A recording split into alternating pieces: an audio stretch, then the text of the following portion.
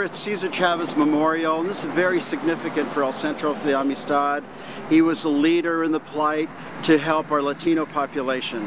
He says, "Show me the suffering of the most miserable, and I will show you my people's plight." And that's the plight of El Centro de Amistad. We're focusing on providing mental health services for children and adults, and primarily the children. We're in 30 elementary schools. We do home visits. Most all of our clinicians are bilingual, bicultural, and that's something that Cesar Chavez would have been very proud of, and to continue that legacy.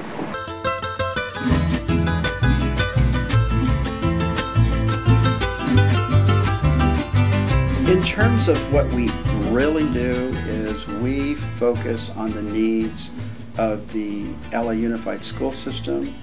We work closely with the principals and the staff on issues that they're having with their children. It could be anywhere from domestic violence to learning disabilities to depression, to anxiety, to attention deficit, to schizophrenia. And we work with the client on an individual or family basis to diminish the impairments that are in their lives in order to make them more self-sufficient and just able to function on a daily basis. We went to the Centro because Edgar was very anxious and he couldn't sleep. He cried all the time. In the nights, he was in his pillow, like under the pillow. The family was referred because my client was having difficulties at school. Father had been deported recently, and client was having difficulty dealing with the absence of his father. We have home, but we don't have my husband. So for them, it's too hard. I love my child too much, and I don't want that they have problems in the future. Before my client was discharged, he understood that he wasn't responsible for what happened. He understood that it was okay to feel worried and to feel sad about his father not being here, but he was able to cope. I feel happy and not worried because Centro de Amistad helped me a lot, not moving that much and calming myself down. We lost everything, and I saw that I was losing my child because they didn't feel fine. But now, when we start with the Centro de Amistad, they feel much better, much better. And so where the change has been is saying, God, my child is getting better. It's the compassion and the trust that they have with their therapist, and then it grows. And what we do is we have a number of staff. We have a psychologist, Dr. Cardenas.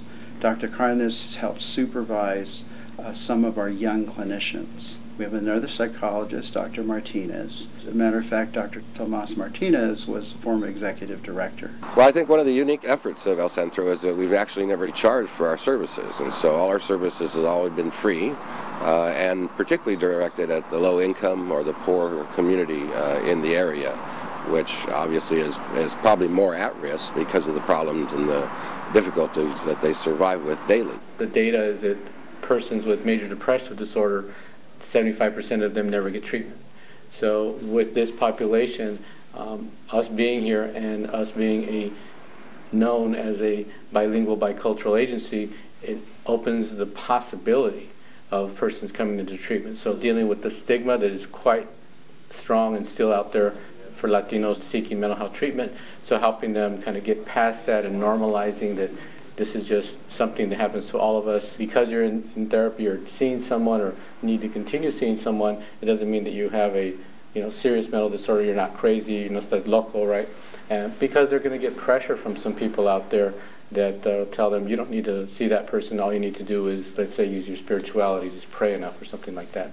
Jessica's my client, and this is her father. I just entered high school and I was having difficulties, and I was having so much stress doing my homework, and my parents couldn't help me because they didn't go to school.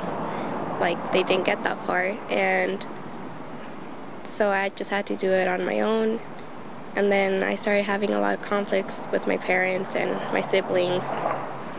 I just felt like, how am I supposed to survive this? How am I supposed to graduate high school without support? Sometimes she came from school, then she don't say nothing, we don't ask questions, how's your day, like things like that. Yeah, it's important, because she's important for us. Then probably before she feeling like we ignored her. Well, once I started talking to Sarah, I felt like I was gonna be successful in life with her help, and I felt more confident about myself and about school, and that I can achieve whatever I set my mind to.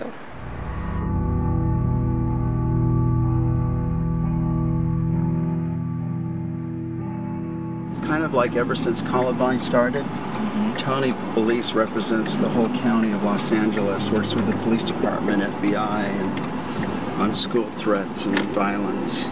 It's so important to understand that in this kind of situation, anything you do or anything you don't do may involve life-threatening risk.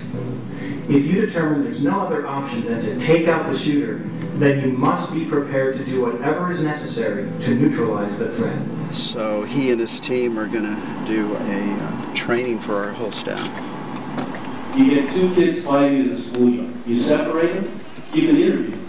Put them back in the same room, they go at it. They're able to ramp it down with law enforcement, with mental health professionals, because you're not the target. Stalkers, the same thing. We work with LAPD's threat management unit. They can do a knock and talk. They can go talk to the person. Most of the time, they're not at risk, not even close, because they're not the target. Our bureau does the assessment and the initial intervention. What's really needed is the ongoing services to the individual and the family. And what we have found is that kids on a pathway to violence, their potential for violence decreases significantly when they get the services that they need. And what we have found is that therapy is one of the biggest factors that decreases that potential. The clinician who can connect with that client, who can, like Dr. Belize was saying, gain the trust, build that rapport, get that connection, then it's nonstop. A lot of the times they don't have anyone to talk to. So they feel like outside everyone's against them. But when they see that there's actually help and they can, there's someone to help them out and give them a hand, they'll, it's great. You see them the first day and okay, I got them. No, it can take a month, two, it can take up to 6 months for them to really open up. But once they're able to open up, then you can help them out. One of my mentors talks about respect, responsibility, fairness, trustworthiness, and citizenship.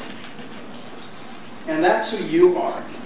Part of what makes El Centro de Amistad work is you've got a guy like Ed and staff that have three things. They have integrity, commitment, and passion. And when you have that, things happen. I've always worked with children. I worked in the YMCA for over 30 years. I think Ed's contribution has really been to develop a business-like, professional-based organization. When I was in the YMCA, what my boss did is every 6 months he gave me a different job in terms of aquatics or administration, working with the board, working at the front desk. And I said, what is this person doing to me? But he was preparing me for future growth, to be the best I could be, to be an executive director.